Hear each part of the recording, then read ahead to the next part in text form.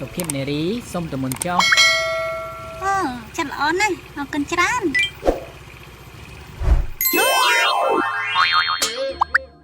ខ្ញុំគ្រាន់តែចង់សម្ដែងជាសុភាពបរោះតើសុភាពបរោះអីណានៅលើផ្លូវត្រូវតែគោរពច្បាប់បើមិនអញ្ចឹងស្ទះគេស្ទះឯងអស់ហើយលោកអើយ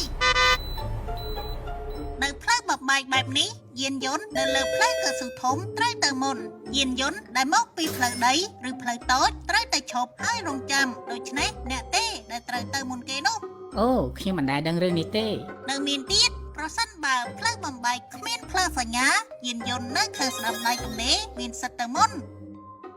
ឥឡូវនេះតើអ្នកអាចប្រាប់ខ្ញុំបានទេថាតើយានជំនិះមួយណាអាចទៅមុនគេក្នុងករណីបែបនេះឡានពូខៀវទៅនឹងវ៉ាវត្រឹមត្រូវយានជំនិះដែលមកដល់ផ្លូវប្រសពមុនអាចទៅមុនបានដូច្នេះរថយន្តពណ៌ខៀវទៅមុនបន្ទាប់មកពណ៌ក្រហមពណ៌លឿងនៅចុងក្រោយគឺម៉ូតូ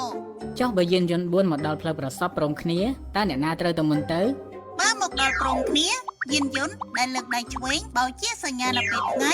ឬប្រើភ្លើងហ្វាកូតជាសញ្ញានៅពេលយប់យានយន្តនោះត្រូវទៅក្រោយគេបន្ទាប់មកយានយន្តនៅខាងស្ដាំដៃទំនេរត្រូវទៅតាមក្រោយជាបន្តបន្ទាប់គ្នាខ្ញុំយល់ហើយខ្ញុំនឹងធ្វើតាមច្បាប់ជៀសវាងបង្កការកកស្ទះរំខានដល់អ្នកដទៃល្អហើយឆ្លងផ្លូវឲ្យបានត្រឹមត្រូវសិនរឿងមនោសញ្ចេតនាចាំគិតតាមក្រោយ